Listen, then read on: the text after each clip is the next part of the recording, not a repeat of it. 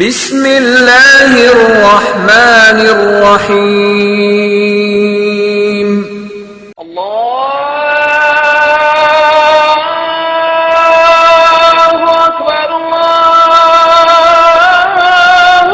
اکبر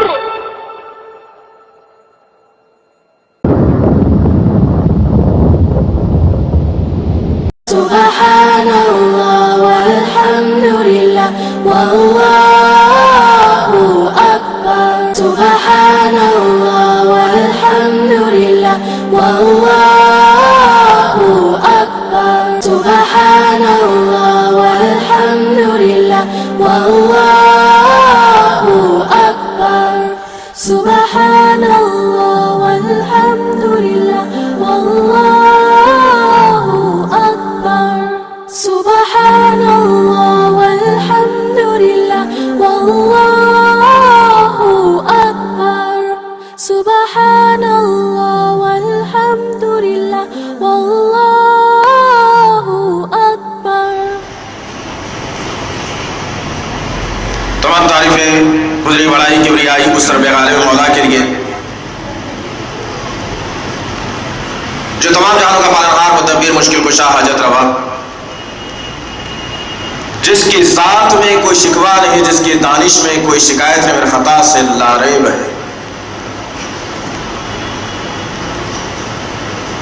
درود و سلام محبت وحی کتاب حکمت کے مالک صاحب تاج معراج براق صلی اللہ علیہ وسلم پر سلام اس پر کہ جس کی سنگ پاروں نے گواہی دی،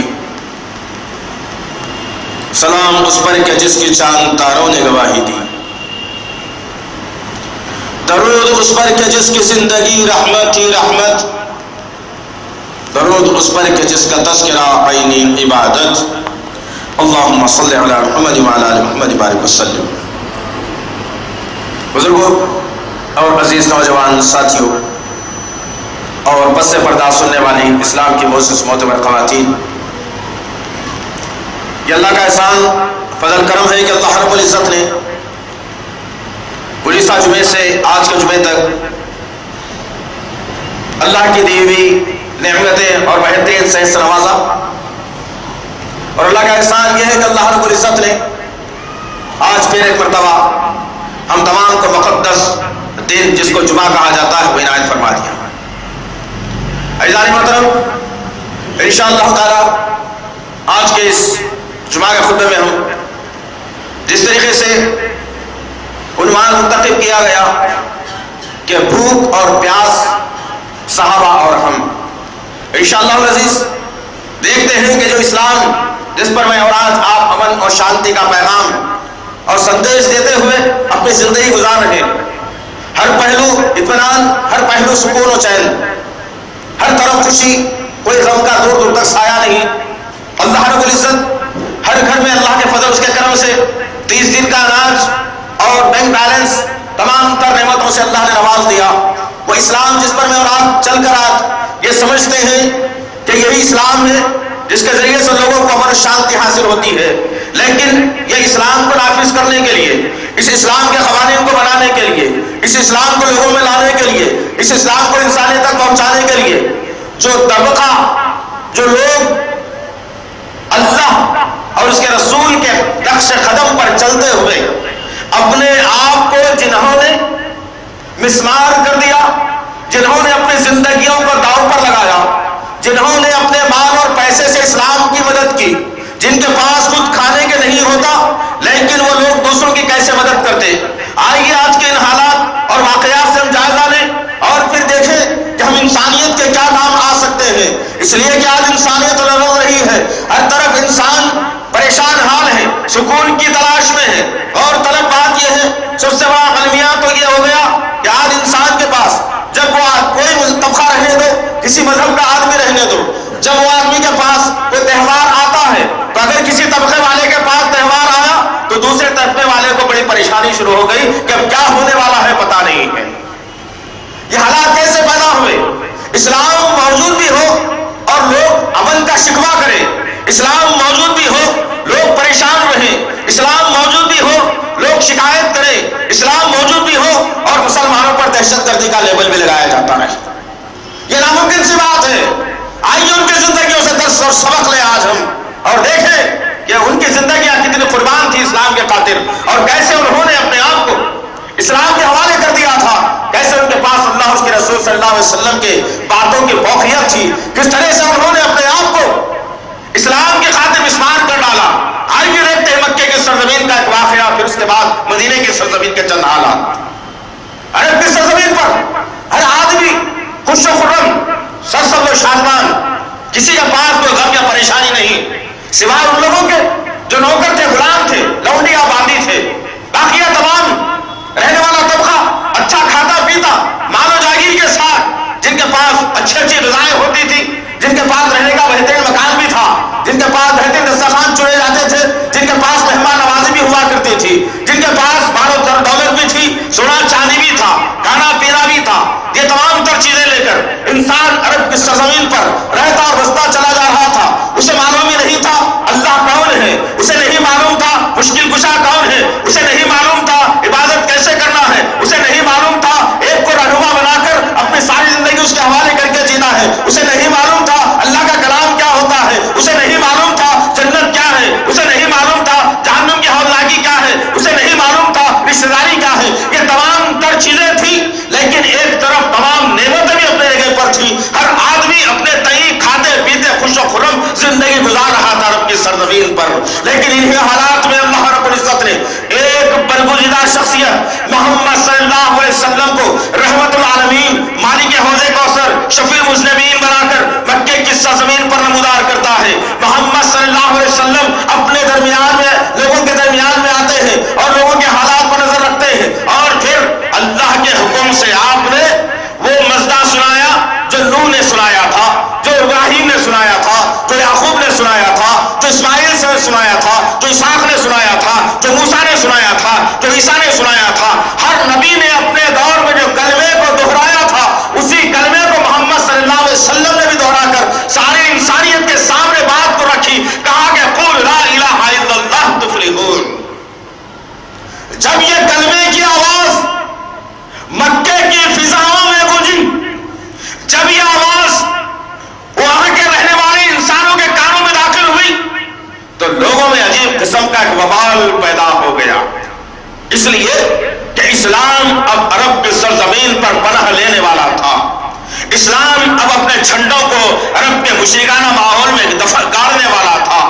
اب اسلام کے تئیں ہر انسان کو زندگی گزارنے کا طریقہ سکھایا جانے والا تھا. اب کے رب کی پہچان کروائی جانے والی تھی. محمد صلی اللہ علیہ وسلم کو رسول اور نبی منوانا جانے والا تھا. یہ حالات تھے جو عرب کی سرزمین پر پیدا ہو رہے تھے. انہی ماحول میں جب اللہ کے رسول نے پیغام کو سنایا، تمام عرب کے قبیلوں میں عجیب سے ایک بے چینی شروع ہوئی. ہر آدمی پریشان ہوا، ہر آدمی اپنے تئیں سوچنے لگا کہ کیا معاملہ ہو گیا کہ 360 بت ایک طرف، ایک کو ماننا ایک طرف، مشکل کشا کسی اور کو تسلیم کیا جاتا رہا. محمد نے کہا کہ ایک کو مان لو صلی اللہ علیہ وسلم. جب یہ الفاظ یہ باتیں ان کے کانوں تک پہنچی تو اللہ رب العزت جن کے سینوں میں اسلام کی چاشنی، اسلام کی مٹھاس، اسلام کی محبت، نبی کے سلیقے کو داخل کرنا چاہ رہا تھا، وہ لوگ نبی کریم صلی اللہ علیہ وسلم سے وقتاً فوقتاً حالات کی مناسبت سے ملاقات کرتے اور لا الہ الا اللہ محمد رسول اللہ کا اقرار کرتے ہوئے ایمان والوں میں جن کا شمار ہو رہا تھا. وقت اور حالات عرب کی سرزمین کے بدل رہے تھے. انگلیوں پر گنے جانے والے مسلمان ہزاروں کی تعداد میں چند ایک کی شناخت ہو چلی تھی کہ یہ بھی مسلمان ہیں، یہ بھی مسلمان ہیں. کل ملا کر کے 35 یا 40 مسلمان، اس سے زیادہ مسلمانوں کی تعداد عرب کی سرزمین پر نہیں. ہر طرف اسلام دشمن عناصر کا بول بالا، ہر طرف دشمنی اسلام سے سینوں میں بھری جا رہی تھی، کانوں میں نبی کے خلاف باتیں ڈالی جا رہی تھی، اور ہر آدمی یہ سوچ رہا تھا کہ کیسے اسلام کو میٹا جائے، کیسے محمد کے مشن کو روکا جائے، کیسے محمد کی شخصیت کو تکلیف دی جائے، کیسے محمد کے ماننے والوں پر پریشانی مسائل و علام پیش کیے جائے. ہر ہر آدمی یہی سوچتا رہا. جب حالات آگے سے باہر ہونا شروع ہوئے، ایک کے بعد دیگر اسلام میں لوگ آنا شروع ہوئے، انہی حالات میں ابو جہل نے میٹنگ کال کی اور کہا کہ اب ایسے بات نہیں منوائی جائے گی. بات کو اگر منوانا ہو، مشن کو اگر فیل کرنا ہو، مشن کو اگر ختم کرنا ہو، اگر اپنے بنائے ہوئے خداؤں اور اپنے بنائے ہوئے معبودوں کی حفاظت اگر کرنا ہو، 360 کو نہیں چھوڑنا اور ایک کو نہ ماننا، اگر یہ مشن کو لے چلنا ہو تو ایک پروگرام طے کرنا پڑے گا. سب سے پہلے یہ پروگرام مکے کی سرزمین پر اسلام کے ماننے والوں کے خلاف طے ہوا اور یہ بنایا گیا کہ سوشل بائیکاٹ کیا جائے گا. اللہ اکبر.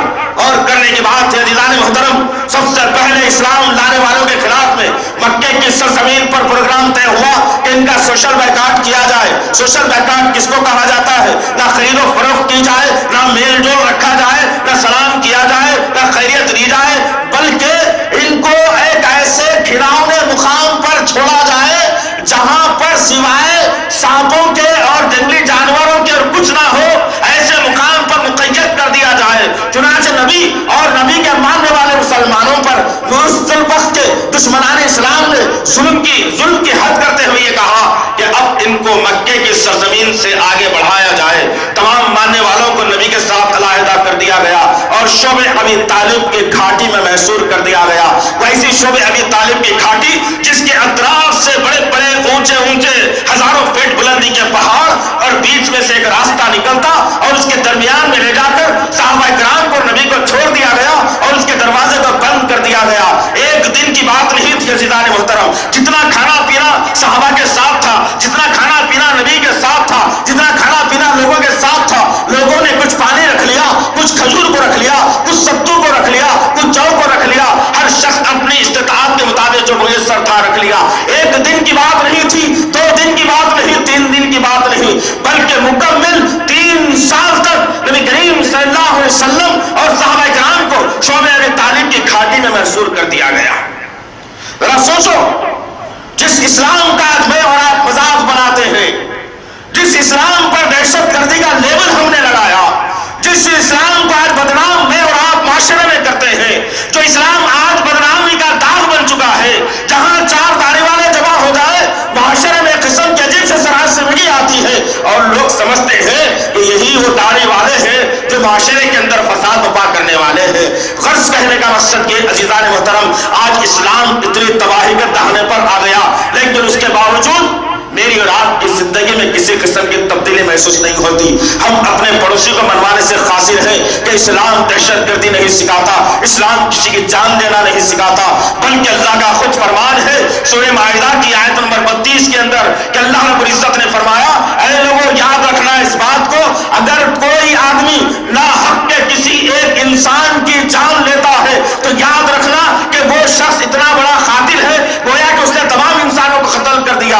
اگر کوئی ایک آدمی کسی ایک انسان کی جان بچاتا ہے تو گویا اس کے اعزاز میں یہ بات کہی گئی کہ اس نے ساری انسانیت کو بچا لیا. اسلام نے یہ درس دیا. اب آئیے صحابہ کی زندگی سے دیکھتے ہیں کہ 3 سال تک لوگ قائد میں رہے، لوگ گھاٹی میں رہے، ان کے پاس کوئی روشنی کی چیز نہیں.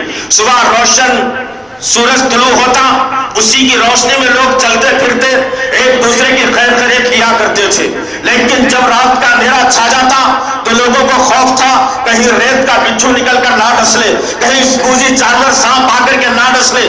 اسی خوف کے اور ہلاک کے ماحول میں 3 سال تک نبی کریم صلی اللہ تعالی علیہ وسلم اور صحابہ کرام اسلام کو بچانے کی خاطر، اسلام کی خوشنودی کی خاطر، اسلام کو پھیلانے کی خاطر، اسلام لوگوں میں لانے کی خاطر، جنت حاصل کرنے کی خاطر، جہنم سے بچنے کی خاطر اپنے آپ کو وقف کر دیا.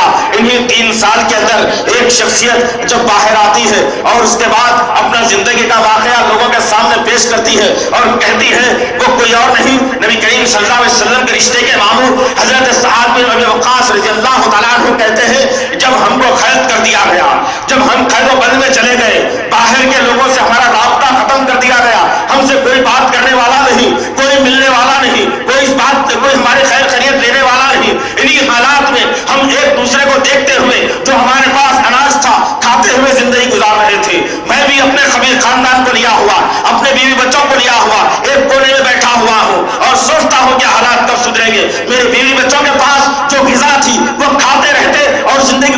تھی، پانی ختم ہونے لگا، ستو ختم ہونے لگا، کھجور ختم ہونے لگے۔ ایک وقت وہ بھی آ گیا کہ پانی، ستو، کھجور اور تمام کی تمام غذا ختم ہو گئی۔ ایک دن کا فاقہ ہمارے پاس شروع ہوا، دوسرے دن کا فاقہ ہمارے پاس شروع ہوا، تیسرے دن کا فاقہ ہمارے پاس شروع ہوا۔ میں دیکھتا ہوں میری بیوی بھوک سے نڈھال ہو کر پڑی ہوئی ہے، میرے بچوں کو میں دیکھتا ہوں میرے پیر پکڑ کر کہتے ہیں میرے بچے کہ ابو جان کھانے کے لیے کچھ ہے تو لا کر کے دینا، پانی کے لیے کچھ 2 گھونٹ پانی ہے تو ہمیں دینا۔ بچے بلکتے رہے، بیوی ترستی رہی، ہم ان حالات سے گزرتے رہے۔ میں نے سوچا ایک مرتبہ کہ نبی کریم صلی اللہ علیہ وسلم کی خدمت اقدس میں جاؤں گا اور وہاں سے کچھ کھانے کے لیے ان کے پاس موجود ہو تو میں وہ کھانا اٹھا لاؤں گا تاکہ میرے بیوی بچے بھی کھا کر کے کچھ سیریاب ہو جائیں۔ میں اپنی جگہ سے اٹھا اور بچوں اور بیوی سے کہا میں ابھی جا رہا ہوں محمد صلی اللہ علیہ وسلم کے پاس، کچھ کھانا ہو تو لا کر کے تمہیں بھی کھلا دوں گا۔ جب قدموں کو اپنے ڈال کر نرم نرم ریت پر میں جا رہا تھا، میرا پاؤں اچانک ایک سخت چیز پر پڑا جو ریت کے نیچے تھی۔ میں لپٹ کر اسی جگہ پر بیٹھ گیا اور ریت کو دونوں ہاتھوں سے کریدنے لگا۔ ریت کو جب ہاتھ ہٹانے لگا نیچے مجھے ایک چھوٹی سی چمڑے کی چیز نظر آئی، پتا نہیں کس کا چمڑا تھا، وہ مجھے چیز اتنی بھا گئی، مجھے بھوک اتنی شدت کی تھی کہ نبی کے سے میں بات کرنے کے میں قابل نہیں تھا۔ میں نے اس چمڑی کو اٹھایا اور منہ میں ڈال کر چبانے لگا اور اسی چمڑی کو چباتے چباتے اپنے حلق سے نیچے اتار لیا اور اپنے قدموں کا دھیرے دھیرے کشا بہ کشا نبی کی خدمت میں لے گیا اور جا کر کے کہتا ہوں یا رسول اللہ بچے پریشان ہیں، بیوی بھی بلک رہی ہے، ڈھال سے گر رہی ہے، میں مرد ہوں، کچھ اللہ نے مجھے طاقت دی ہے، آپ کے پاس میرے بچوں کی بھوک کو مٹانے کا کچھ سامان اگر ہو، کچھ لقمے اور پانی اگر ہو تو میرے بیوی اور بچوں کے لیے عنایت کر دینا۔ نبی کریم صلی اللہ علیہ وسلم اپنی جگہ پر ڈھال بیٹھے ہوئے ہیں اور اشارہ کرتے ہیں کہ اے میرے ماموں ذرا اس تھیلے کو ہاتھ ڈالنا، اس میں اگر اس کھانے کا سامان ہو تو اپنے بیوی بچوں کے لیے لے جانا۔ اب حضرت ابو وقاص رضی اللہ تعالیٰ عنہ کہتے ہیں کہ میں نے جب تھیلے میں ہاتھ ڈالا تو وہاں سے ایک روٹی کا ٹکڑا میرے ہاتھ کو لگا اور میں اس روٹی کے ٹکڑے کو چھپٹ کر اپنے ہاتھ میں کھینچ لیا اور بھوک کی شدت اتنی تھی کہ میں نے اپنے دونوں دانتوں کے درمیان میں رکھ کر اس روٹی کو چبانے کی کوشش کرتا ہوں تو دیکھتا کیا ہوں کہ دانت ہلتے ہیں لیکن روٹی چبائی نہیں جاتی، اتنی سخت وہ روٹی تھی۔ میں نے نبی کی طرف پلٹ کر دیکھا، نبی نے میری طرف نگاہ ملاتے ہوئے کہا کہ میرے ماموں یہ ہے وہ غذا تمہارے نبی کی، جب کبھی تمہارے نبی کو بھوک لگتی ہے اس میں سے کچھ روٹی کا ٹکڑا میں لیتا ہوں، کچھ پانی لیتا ہوں، اس روٹی کے ٹکڑے کو پانی میں بھگاتا ہوں اور پانی میں رکھ کر کے جب وہ کچھ کھلنے کے لیے آتا ہے اطمینان کرتا ہوں کہ اب میں چبانے کے قابل ہوں، وہ روٹی کا ٹکڑا اپنے منہ میں ڈالتا ہوں، اسے چبا کر اپنے حلق سے نکلتا ہوں۔ جب وہ روٹی کا ٹکڑا میرے پیٹ میں جاتا ہے میرا رب جانتا ہے کہ میرے پیٹ میں کتنی تکلیف ہوتی ہے، وہ تکلیف کی وجہ سے جب مجھے اجابت آتی ہے اور وہ اجابت کے لیے جو جاتا ہوں تو بکری کے میزنیوں کی طرح مجھے اجابت آتی ہے جس سے مجھے پیٹ میں شدید تکلیف ہوتی ہے۔ عزیزان محترم ذرا غور کرنے کی بات ہے، اس اسلام کو نافذ کرنے کے لیے نبی نے خود اپنے اوپر ظلم کو سہا، مصیبتوں کو سہا، نبی کے ماننے والوں نے جان نثاری کا ثبوت دیا۔ ذرا تم غور کرو تو صحیح کہ رمضان کا مہینہ تھا، مسجدیں جگمگا اٹھی تھی، رمضان کا مہینہ ختم ہوا، مسجد ویرانے کا شکوہ بن گئی۔ رمضان آیا چہروں پر داڑھی نمودار ہوئی، رمضان ختم ہوا چہروں سے داڑھی کے آثار بھی ختم ہو گئے۔ رمضان آیا پیشانے پر نماز کے گٹھے بھی تھے، رمضان ختم ہوا پھر گٹکا اور سگریٹ چالو ہو گیا۔ ہر طریقے کا اسلام پر جتنی بدگمانی ہونا ہے مسلمان وہ کام پورے کر گزر رہا ہے آج، جس کی بنیاد پر ایک ملک نہیں ساری دنیا کی انسانیت جو اسلام کے خلاف میں ہے اس کی بنیاد وجہ یہی ہے کہ ہم نے نبی کے اصول پر کارآمد نہیں ہوئے۔ نام نبی کا، طریقہ ابو جہل کا، نام نبی کا، اخلاق ابو لہب کے، نام نبی کا، طریقہ اخنس بن شریف کا، ہم نے دشمنوں کے طریقے کو اختیار کر کے نبی کا نام ہم نے دے دیا۔ نہ اخلاق ہمارے درست ہے، نہ کھانا پینا ہمارا درست ہے، نہ میل ملاپ ہمارا درست ہے، نہ لین دین ہمارا درست ہے، نہ عبادتیں ہماری درست ہے، نہ میل ملاپ ہمارا درست ہے، نہ خاندانی روایت ہماری درست ہے۔ اور کرو تو صحیح کہ یہی اسلام کو نافذ کرنے کے لیے صحابہ کرام نے اتنی بڑی مشقتیں اور مصیبتوں کو جھیلا۔ کیا ہمارے پاس کیا ایسی مصیبتیں کبھی آئی ہیں؟ کیا ہم نے اسلام کو نافذ کرنے کی خاطر کبھی 2 لقموں کو چھوڑا بھی ہے؟ افسوس کی بات ہے جب ہجرت ہوئی مدینے کی سرزمین پر نبی کریم صلی اللہ علیہ وسلم نے اسلامی مملکت کا وجود عمل میں لایا، اسلامی پرچم کو لہرایا اور مدینے کی سرزمین سے مسجد نبوی کو مرکزی حیثیت حاصل ہوئی اور وہاں سے ساری دنیا میں اسلام کا ڈنکا بجنے لگا۔ مجاہدین کی ٹولیاں جاتی رہی، تبلیغ اور دعوت کے لوگ ملکوں میں جاتے رہے، جہاں ضرورت ہوتی اللہ اور اس کے رسول کے پیغام کو پیش کیا جاتا، جہاں مخالفت ہوتی وہاں تلوار بھی اٹھائی جاتی، وہاں پہ مخالفت ہوتی وہاں پہ سروں کو ننگا بھی کیا جاتا۔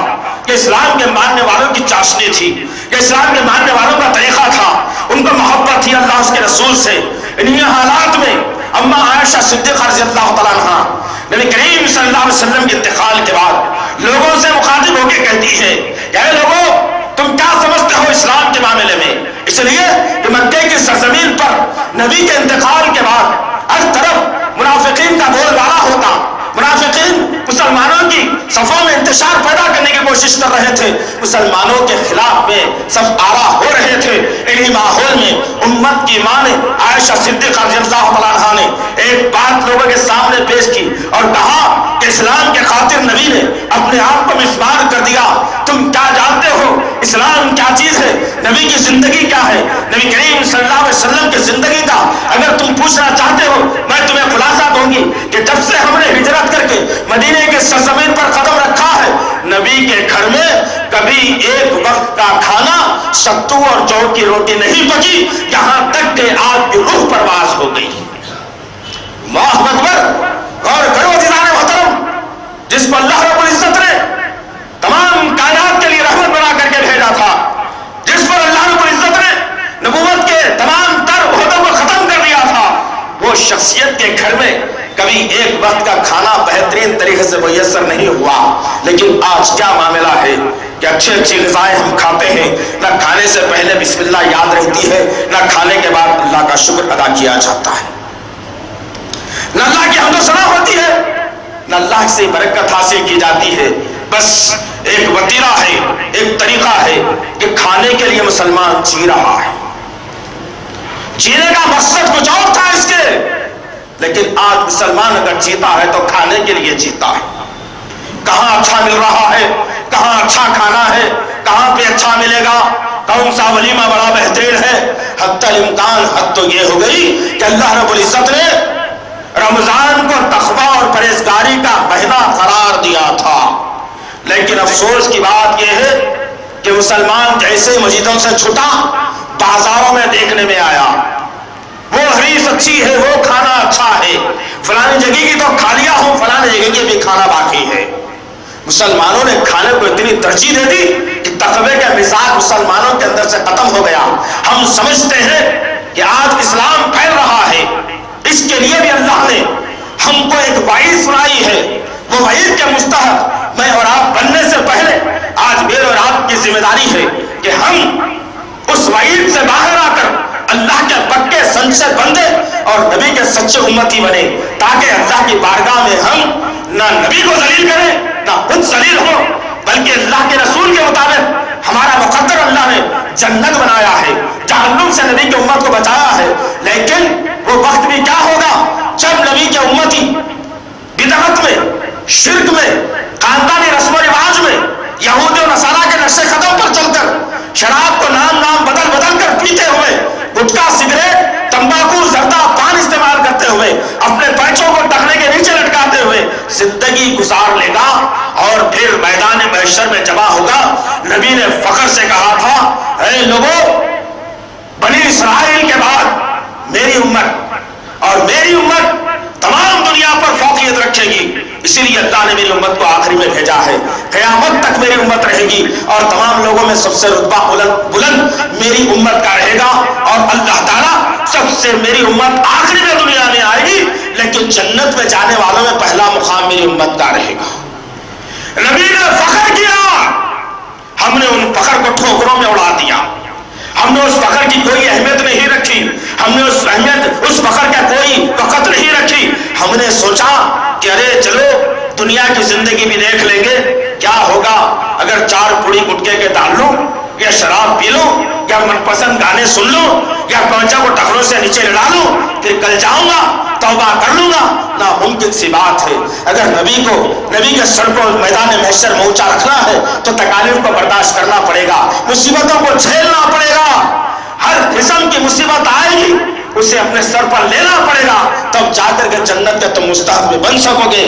دیکھتے ہیں نبی کی زندگی میں کس طریقے سے صحابہ کرام نے عمل کر کے بتایا. ایک کوئی موقع تھا کہ نبی کریم صلی اللہ علیہ وسلم مسجد نبوی کے اندر بیٹھے ہوئے ہیں اور آپ کی آواز میں کسی قسم کی نقاہت اور کراہٹ آنے لگی, آواز تھر تھری ہوتی ہے. ماننے والا صحابی پہلو میں بیٹھا ہوا ہے, نبی کے چہرے پر نظر ڈالی, آواز کو غور سے سنا اور سوچنے لگا کہ شاید نبی کریم صلی اللہ علیہ وسلم کو بہت زوردار کی بھوک لگی ہو, آپ کے فاقے کی وجہ سے آپ کی آواز میں تھر تھراہٹ آ گئی ہو. اپنے جگہ سے اٹھا اور اپنے گھر کا رخ کرتا ہے, اپنے گھر کا داخلہ لیا اور بیوی سے کہنے لگا اے فرما بردار بیوی, نبی کی آواز میں نے آج نقاہت اور کراہٹ دیکھی ہے, نبی کی آواز تھرتھرا رہی ہے. شاید ہو سکتا ہے بھوک کی شدت ہو, نبی کسی کے سامنے بھوک کا اظہار نہیں کرتے, لہٰذا ہمارے گھر میں اگر کچھ کھانے کے لیے میسر ہو تو تیار کر دینا. بیوی نے کہا کچھ جو کا آٹا رکھا ہوا ہے میں اس سے روٹیوں کو تیار کرتی ہوں, تم نبی کو جانا اور نبی کو بلا کر لانا تاکہ وہ کھا کر سیاح ہو جائے, تاکہ وہ کام کرنے کے قابل بھی بن جائے. وہ ایمان والا بندہ پلٹ کر نبی کی خدمت میں آیا اور عرض کرنے لگا یا رسول اللہ اٹھیے, گھر میں کھانا تیار ہے, آپ کو کھلانے کے لیے آیا ہوں, آج آپ میرے مہمان بنیں گے. نبی اٹھتے تمام صحابہ سے کہا چلو تم لوگ بھی نہیں کھائے ہو, تم لوگ بھی تیار ہونا.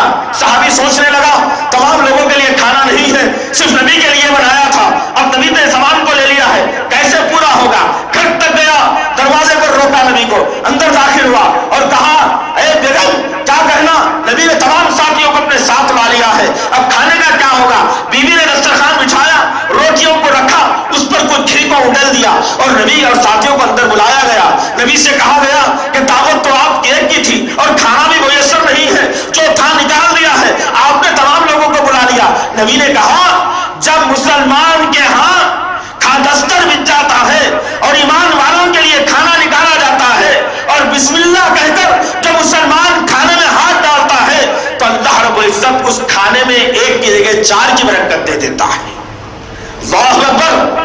نبی کے لیے ایک کا کھانا تھا, نبی نے ہاتھ ڈالا اور بسم اللہ کہہ کر روٹی توڑنے لگے, خود کھاتے گئے, صحابہ کھانے لگے. 10 صحابہ کی ٹولی آتی رہی, کھاتی رہی. جملہ 80 صحابہ کرام تھے جنہوں نے مکمل کھانا کھایا. ذرا غور کرو تو صحیح, آج ہمارا معاملہ کیا ہے کہ پہلا دن مہمان, دوسرا دن انسان, تیسرا دن شیطان, کسی بھی طریقے سے مہمان کو گھر سے باہر کر دیا جائے. یہ سوچتا ہے انسان کہ یہ زیادہ دن رہیں گے تو میرا کھانا خرچ ہو جائے گا, یہ سوچتا ہے انسان میرا رشتہ کمی ہو جائے گی. نعوذ باللہ من ذالک, یاذ باللہ.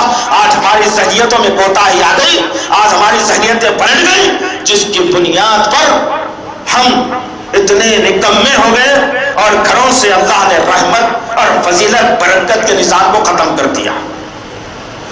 اور کرو کہ اسلام کے خاطر نبی کریم صلی اللہ علیہ وسلم آپ کے ماننے والوں نے کتنی مشقتوں کو جھیلا تھا. ایک وہ وقت بھی تھا کہ نبی کریم صلی اللہ علیہ وسلم کے گھر میں مسلسل کئی دن ہو گئے چولہا نہیں جلا تھا.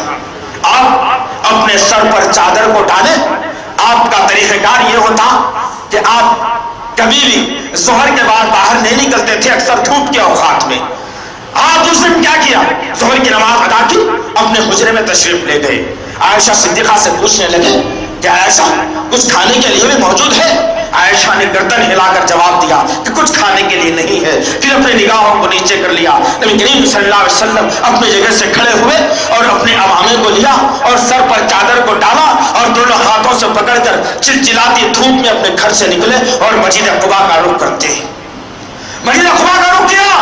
دھوپ تیز ہے, گرما کا موسم ہے, ہر طرف سنسناہٹ, کوئی ہوا بھی نہیں. نبی کریم صلی اللہ علیہ وسلم مسجد قباء کا رخ کیا, مسجد قباء میں تشریف لیتے ہیں. جیسے ہی آپ نے تشریف لیا, آپ نے 2 آدمیوں کو دیکھا جو آپ سے پہلے موجود تھے, ایک ابوبکر صدیق, ایک عمر بن خطاب رضی اللہ تعالی عنہم اجمعین. یہ دونوں کو آپ نے دیکھا اور آپ نے مخاطب کر کے کہا اے میرے ساتھیوں، یہ وقت تو گھر میں آرام لینے کا ہے، کون سی ایسی تکلیف مصیبت اور پریشانی ہے جس کی بنیاد پر تم لوگ اپنے گھروں کو چھوڑ کر اتنی دور تشریف لائے ہو؟ دونوں ایمان والوں نے کہا یا رسول اللہ کیا بتائیں کہ کئی دن ہو گئے پیٹ میں لقمہ نہیں پڑا ہے، پانی سے زندگی گزر رہی ہے، بھوک کی نقاہت پریشانی نے قدموں کو ایسے اٹھایا کہ پتہ نہیں کدھر جا رہے ہیں، ہم نے مسجد قباء کا رخ کیا اور یہاں پر ہم آ گئے۔ دونوں نے مل کر سوال کیا، پوچھا یا رسول اللہ آپ بتاؤ آپ کدھر آنا ہوا؟ نبی نے کہا اے میرے ساتھیوں، تمہاری جو حالت ہے تمہارے نبی کی بھی وہی حالت ہے۔ اللہ اکبر۔ عزیزان محترم ذرا غور کرو تو صحیح، ہر وقت تازہ تازہ کھانے کی عادت پڑ چکی، اگر کبھی رات کا سالن صبح کو آئے تو بہوں میں گرہ آ جائیں گی، کہیں گے کیا ہو گیا ہے گھر کو آخر۔ اگر ایک وقت کی روٹی دوسرے وقت میں مل جائے تو روٹی کو دسترخوان سے اٹھا لیا جائے گا اور کہا جائے گا کہ کوئی غریب مسکین فقیر آئے تو دے دینا کہ ہم یہ کھانے والے ہیں۔ نعوذ باللہ من ذالک، یاذ باللہ۔ اور کرو کہ نبی کی زندگی نے کیا درس دیا ہے مجھے اور آپ کو۔ جب بیٹھے رہے ابوبکر صدیق نے کہا یا رسول اللہ، غریب میں ابو ایوب انصاری کا گھر ہے، مہمان نوازی میں مشہور ہے، ہم اس کے پاس جائیں گے، شاید اس کے پاس ہمیں کچھ کھانے کے لیے مل جائے۔ اٹھے نبی کریم صلی اللہ علیہ وسلم اور صحابہ کو دونوں کو لیا اور ابو ایوب انصاری رضی اللہ تعالیٰ عنہ کے گھر کو گئے، دستک دیا، اندر سے آواز آئی عورت کی، کون؟ کہا کہ تمہارا نبی۔ فوراً اس امت کی ماں نے دروازے کو کھولا اور کہا یا رسول اللہ آپ مہمانی کے لیے آئے، اندر بیٹھیے۔ ابو ایوب نہیں ہے، ہم کو پینے کے لیے میٹھا پانی لانے کے لیے گئے ہیں، وہ ابھی آتے ہوں گے، انتظار کر لیجیے۔ گھر میں بیٹھے انتظار کیا، کچھ دیر کے بعد ابو ایوب انصاری رضی اللہ تعالیٰ نے داخلہ لیا۔ دیکھتے کیا ہے کہ نبی اور صحابہ میرے گھر کے مہمانی میں ہیں، خوشی کی انتہا نہ رہی، اپنے کھجور کے باغ کو گئے اور کھجوروں کو توڑ کر لائے، کچھ کچے کچھ پکے کچھ قدری کھجوروں کو لایا اور نبی کی خدمت میں رکھ کر کہا یا رسول اللہ جو آپ کو پسند ہے کھجوریں کھانا، میں ابھی ایک بکری کو ذبح کرتا ہوں اور ذبح کرنے کے بعد آپ کی خدمت میں پیش کرتا ہوں، اس کو آپ نوش فرمائیے۔ نبی کریم صلی اللہ علیہ وسلم اور صحابہ کرام دونوں صحابہ وہ کھجور کو کھانے لگے۔ ابو ایوب انصاری رضی اللہ تعالیٰ عنہ بکریوں کے پاس گئے اور ایک بکری کو ذبح کیا اور گوشت کو بھونا اور نبی کریم صلی اللہ تعالیٰ علیہ وسلم کی خدمت میں لا کر رکھ دیا۔ غور طلب بات ہے عزیزان محترم، ہم کو صرف سننے کی عادت پڑ گئی ہے، یہ سننے سے زیادہ ان واقعات کو اپنے سینوں میں جگہ دینے کی ضرورت ہے۔ اسلام کوئی خواب و خیال کا مذہب نہیں ہے۔ رات کو کسی نے خواب دیکھا، صبح میں اپنے مریدوں کے سامنے بیان کر دیا تو لوگوں نے اس کو یقین کر لیا۔ مذہب اس کا نام نہیں ہے، مذہب حقیقت کی طرف لاتا ہے، مذہب حقیقت پسندی کی طرف لاتا ہے، اپنے آپ کو اسلام کے خاطر لانا ہے اور اسلام کے پرچم تلے لانا ہے اور ان واقعات پر غور و فکر کرتے ہوئے اپنی زندگی کا محاسبہ اور جائزہ لینا ہے کہ جب نبی کریم صلی اللہ علیہ وسلم کی خدمت میں کھجوریں رکھی گئی اور پھر بکری کا بھنا ہوا بچہ لا کر کے رکھا گیا، نبی کریم صلی اللہ علیہ وسلم نے اپنے ہاتھ کو آگے بڑھایا اور بسم اللہ کہہ کر اس میں سے گوشت کو توڑنے لگے اور ابوبکر صدیق رضی اللہ تعالیٰ عنہ کو دیا اور پھر ابوبکر صدیق رضی اللہ تعالیٰ عنہ کو دیا اور عمر بن خطاب کے ہاتھ میں رکھا۔ دونوں صحابہ اور نبی کریم صلی اللہ علیہ وسلم اس گوشت کو کھانے لگے، کھجوروں کو کھانے لگے۔ جب سیریاب ہو گئے، پیٹ جب آپ لوگوں کا بھر گیا تو اٹھ کر جب کھڑے ہونے لگے عمر بن خطاب رضی اللہ تعالیٰ عنہ اور نبی کریم صلی اللہ علیہ وسلم جب کھڑے ہونے لگے تو نبی کریم صلی اللہ علیہ وسلم نے کہا اے میرے ساتھیوں، آج جو نعمت تم نے اللہ کا نام لے کر استعمال کی ہے، اللہ تعالیٰ قیامت کے دن تم سے اس بارے میں سوال کرنے والا ہے۔ اللہ اکبر۔ جن کے پاس فاقہ، جن کے پاس پریشانی، جن کے پاس کھانے کے لیے کچھ نہیں، لیکن اس کے باوجود اتنا خوف نبی دلا رہے ہیں کہ جو نعمت تم نے اختیار کی ہے، کھائی ہے، اللہ تعالیٰ تم سے اس نعمت کے بارے میں ضرور سوال کرنے والا ہے۔ کیا ہم نے کبھی سوچا ہے لقموں کو اٹھاتے وقت، کیا اچھی غذا کھاتے وقت کم سے کم نبی کی اس پریشانی کو دیکھا ہے؟ کیا اچھی غذا کو حلق سے اتارتے ہوئے صحابہ کے مشکلات کو سامنے رکھا ہے؟ ہرگز نہیں۔ عزیزان محترم، اتنا کھانا ولیمے میں بنایا جاتا ہے کہ دوسرے دن گھوڑ کی زینت ہوتا ہے لیکن غریب اور مسکین نہیں کھا سکتے۔ ہم نے یہ وطیرہ اختیار کیا، پھر کیسے اسلام کا پرچم بلند ہوگا؟ کیسے لوگوں کے دلوں سے اسلام کے متعلق شک و شبہات دور ہوں گے؟ کیسے اسلام کے متعلق لوگوں کے دلوں سے ہم شک کو دور کر سکیں گے؟ کیسے مساجد بھریں گی؟ کیسے قبرستان ویران ہوں گے؟ عجیب سا مسئلہ ہے مسلمانوں کا عزیزان محترم کہ اسلام کے پرچم کو بلند کرنے کے لیے انہوں نے اپنے جان کی بازی لگا دی، اپنی بھوک و پیاس کو مٹا دیا، اپنی بھوک کو اللہ کے لیے برداشت کیا، پیاس کو اللہ کے لیے برداشت کیا۔ لیکن آج تمام تر چیزیں اللہ رب العزت ہمیں مہیا کر رہا ہے، لیکن اس کے باوجود کیا ہمارے اندر اسلام کی سربلندی کا جذبہ ہے؟ جمعے کو جمع ہونا، ایک اچھے مقرر کی تقریر سن لینا، مسجد سے پھر باہر نکلنا، وہی پھر چالے بیٹھیں گے، رفتاریں بیٹھیں گی ہماری۔ عجیب سا معاملہ ہے۔ اسلام کے بارے میں فکر، اسلام کے بارے میں سوچ، کیسے مخالف ہوتے ہیں، انہیں کیا جواب دینا ہے اس کا، کیسے ان پھیلانا ہے، کیسے غیروں تک نبی کی تعلیمات کو لے جانا ہے، کیا اس کی فکر ہم نے کبھی کی ہے؟ ہم کو تو پتہ ہی نہیں ہے۔ بس جیسا چل رہا ہے، مہینے کو ایک مرتبہ گھر میں بڑی رقم آ جائے، اس رقم سے مہینے کا 30 دن کا اناج دلا دوں، گھر میں خرید و فروخت کے پیسے دے ڈالوں، جو شوق کرنا ہے اس کے میں اخراجات برداشت کر لوں، خود کے لیے اچھے کپڑے بنا لوں، اچھے گھر کو صوفہ سیٹ سے سجا کر کے رکھو، یہ ہم نے وتیرہ بنا لیا ہے۔ اور ہم سمجھتے ہیں کہ اسلام بہت پنپ رہا ہے، بہت بلند ہو رہا ہے۔ تو میں نے وعید کو سناتے سناتے روکا تاکہ آخری میں اس بات کو میں رکھوں۔ اللہ رب العزت نے سورہ محمد صلی اللہ علیہ وسلم کی آخری آیت میں اللہ تعالیٰ نے وعید سنائی ہے ان کے لیے جو لا الہ الا اللہ محمد رسول اللہ کا کلمہ پڑھ کر اپنے آپ کو مسلمانوں کے زمرے میں رکھ کر اسلام سے غافل، اسلام سے دور، نبی کی سیرت سے دور، صرف برائے نام مسلمان رہنے والوں کے متعلق اللہ رب العزت نے بڑی ہی چتاونی اور چیلنج دیا ہے۔ اور اللہ نے کہا، اے لوگوں، اے ایمان لانے والوں، اگر تم اپنی ذمہ داریوں سے منہ موڑ لو گے، اگر اپنی ذمہ داریوں سے منہ پھیر لو گے، تو پھر یاد رکھو اللہ کو تمہاری کوئی ضرورت نہیں ہے، اللہ کو تمہاری کوئی ضرورت نہیں۔ اللہ تعالیٰ تمہاری جگہ ایک ایسی قوم کو لے آئے گا جو اللہ کو سب سے زیادہ محبوب ہوگی، جو ایمان والوں سے محبت کریں گے اور اسلام دشمن عناصر سے خطرناک دشمنی رکھیں گے۔ ذرا غور کرو، دن بھر میں کتنوں سے ملاقات ہوتی ہے، ہم کتنوں کے سامنے اسلام کی بات کرتے ہیں، دن بھر میں کتنے دوستوں سے ملاقات ہوتی ہے، ہم کتنے دوستوں کے ساتھ میں احادیث اور قرآن کی بات کرتے ہیں، کتنے غیر مسلموں سے ملاقات ہوتی ہے، کتنے غیر مسلموں کے سامنے ہم قرآن اور حدیث کی بات کو رکھتے ہیں، مسلمانوں کے حالات کی بات کو رکھتے ہیں، اسلام کی بات کو رکھتے ہیں، قرآن کے واقعات کو رکھتے ہیں، نبی کی سیرت کو رکھتے ہیں، صحابہ کے جذبات کو رکھتے ہیں۔ کیا ہم نے یہ کیا ہے کبھی؟ بس روز صبح اور شام مسلمان کی زندگی گزر رہی ہے، بس ایسے ہی گزر رہی ہے۔ یہ تو اللہ کی رحمت ہے، یہ تو اللہ کی فضیلت برکت ہے، اللہ رحم ہے، رحم کر رہا ہے اس امت کے اوپر کہ 3 وقت کا کھانا تمہیں میسر ہو رہا ہے، ٹھنڈا پانی تمہیں میسر ہو رہا ہے، اچھی غذا اللہ تمہیں دے رہا ہے، صحت اللہ تمہیں دے رہا ہے، جو اس کی فضیلت اور رحمت ہے۔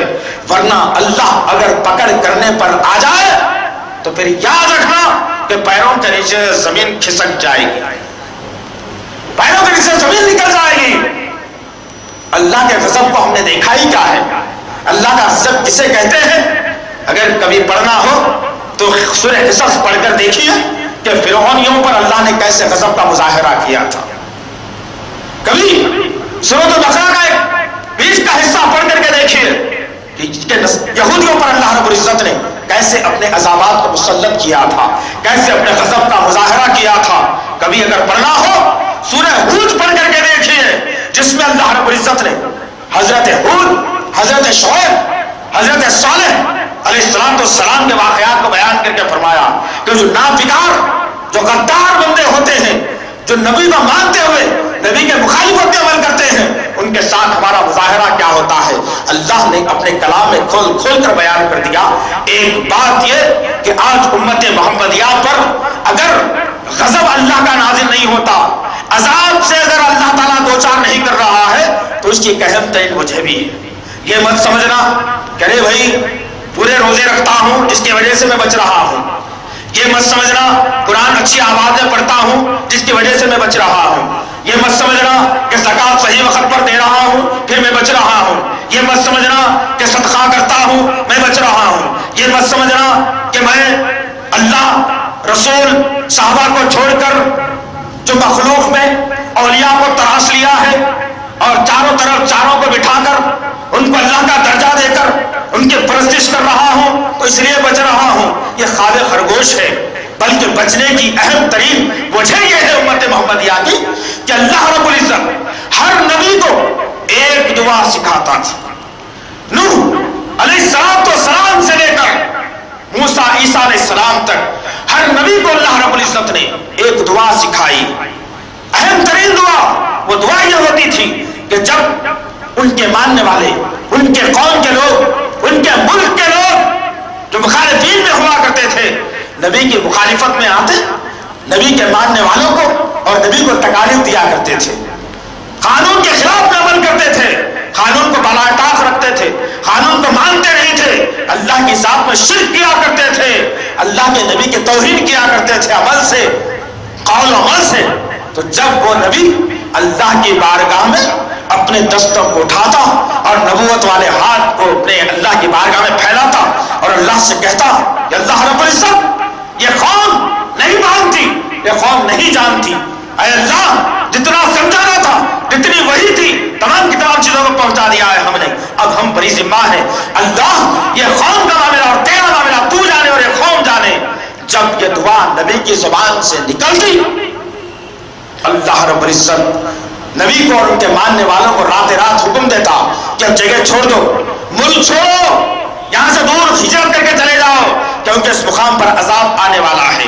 یہ نبی ہر نبی کے دور میں ایسے ہی ہوا. نوح نے بدعا کی عذاب آیا سمندر کا, صالح نے بدعا کی چیخ کا عذاب آیا, شعیب نے بدعا کی عرفان کا عذاب آیا. تمام تر نبیوں نے اپنی اپنی قوموں کے متعلق بدعا کی, اللہ نے عذابات سے دوچار کر دیا. میرے اور آپ کی آقا محمد صلی اللہ علیہ وسلم کے پاس بھی جب مشکلات آساب جب آئے, جب پریشانیاں آئیں تو لوگوں نے آ کر کے کہا کہ اللہ کے رسول صلی اللہ علیہ وسلم اب برداشت کی بھی حد ہوتی ہے, اب برداشت نہیں ہوتا, اٹھائیے اپنا ہاتھ اور دشمنوں کے متعلق تمام لوگوں کے متعلق فوری اللہ کی بارگاہ میں بدعا کر دیجئے. نبی کریم صلی اللہ علیہ وسلم جو محسن انسانیت تھے, تمام انسانیت کا درد دے کر اللہ نے آپ کو پیدا کیا تھا, نبی کریم صلی اللہ علیہ وسلم نے کہا لوگوں سے کہ اے میرے ماننے والوں ابھی سے ہار مانتے ہو. پچھلے نبیوں کی قوموں کو جب وہ اسلام قبول کرتے تھے, جب وہ نبی کی نبوت کو قبول کرتے تھے تو لوہے کی کنگھیوں سے ان کے جسم میں دھسا کر ان کی کھال کو جسم سے زندہ کھڑا کر کے کھینچ لیا جاتا تھا. ابھی تمہارے ساتھ تو معاملہ نہیں ہوا ہے اور تمہارے نبی کو اللہ نے رحمت بنا کر کے بھیجا ہے. میں اپنی دعا کو دنیا میں خرچ کرنے والا نہیں ہوں, میں اپنی امت کے لیے آخری وقت میں میدان محشر میں اس دعا کو سنبھال کر رکھا. یہ ہے نبی کا طریقہ کار وتیرہ جو ہمارے لیے نبی نے آخری میں اپنی دعا کو بچا کر کے رکھا ہے. ورنہ امت کے حالات اتنے کربناک ہیں, اتنے خطرناک ہیں, اتنے واہیات ہیں, اتنے ظالمانہ ہیں کہ امت 2 منٹ میں زمین تڑپ جائے اور دھس جائے اس کے اندر. لیکن اللہ کی توفیق ہے کہ ہم برگزیدہ نبی کے امتی ہونے کے ناطے اللہ ہمیں بچا رہا ہے, روز اچھی غذا کھلا رہا ہے, روز صحت دے رہا ہے, روز آنکھوں کی روشنی کو بڑھا رہا ہے, روز غذا میں تبدیلی دے رہا ہے. اللہ تعالیٰ ہر مشکل اور ہر پریشانی سے بچا رہا ہے. اگر دیکھنا ہو آج کی تاریخ میں اللہ کے غضب کو تو کبھی اخبارات کے اوراق یا نیوز چینل کے بٹنوں پر دبا کر دیکھو تو دنیا کا ایک ملک لرز رہا ہے, تڑپ رہا ہے اللہ کے کرب اور عذاب سے, جس کا نام جاپان ہے, جس نے پردے کے خلاف میں سب سے پہلے حکم جاری کیا تھا, جس نے کہا تھا کہ 1400 سال پہلے کا قانون قرآن آج ہم اسے نہیں مانیں گے. جب یہ قوانین کو اس نے اپنے سرزمین کے لوگوں پر نافذ کرنے کی کوشش کی تو اللہ رب العزت نے بھی جو بولتا نہیں, جو سنتا نہیں انسانوں کی, نہ انسانوں کی بولی سمجھتا ہے, نہ انسانوں کی بات سنتا ہے, نہ جس کو آنکھ ہے, نہ جس کو کان ہے, نہ جس کو غذا کی ضرورت ہوتی ہے, جو سنتا بھی ہے تو اللہ کی سنتا ہے, جو بولتا ہے تو اللہ کی ہی سنتا ہے, جو کہتا ہے تو اللہ اس کی سنتا ہے. اللہ نے سمندر کے پانی کے ایک کونے کو حصے کو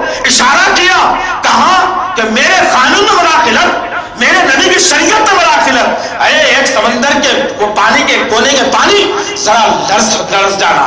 उसी समंदर के पानी ने जब 40-50 फीट ऊंचा अल्लाह के हुक्म से उठना शुरू हुआ तो वो एटमी शहर जो आज सारी दुनिया को अपने पैरों तले रौंदने का ख्वाब देख रहा था, जो इस्लाम के परचम को अपने मुल्क से निकालने के बारे में सोच रहा था, अल्लाह ने गजब का मुजाहरा किया, आज तक मुल्क संभल नहीं पा रहा है।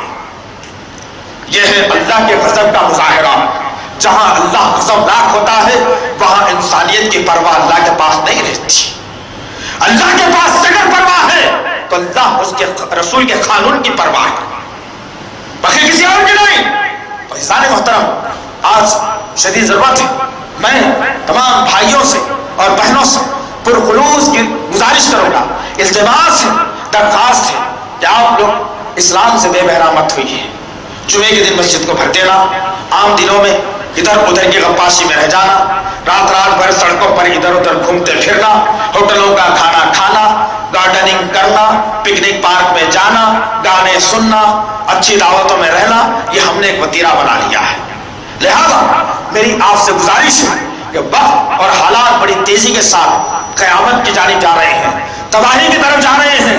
उससे पहले कि क़यामत का सूरज मगरिब से निकलना शुरू हो, तौबा का दरवाजा बंद हो जाए, उससे पहले मेरी और आपकी जिम्मेदारी है कि हम अल्लाह के घरों को मजबूती से थाम लें, अल्लाह के घरों को भर दें, बाजार खाली हो जाए, अल्लाह के घर तंग दामनी का शिकवा करें। छोटी मस्जिद अगर हो तो बड़ी बनवाने का शिकवा हो जाए, जगह तंग हो जाए मस्जिदों की, इतने मस्जिदों को भर दीजिए और अपनी रात को नींदों से उठिए और अल्लाह की बारगाह में सरबा सजूद होइए, अपनी गलतियों को अल्लाह के सामने रखिए, नाक को रगड़िए, जन्नत के हुसूल के लिए अल्लाह से सवाल कीजिए, जहन्नुम से बचने का अल्लाह के पास सवाल रखिए।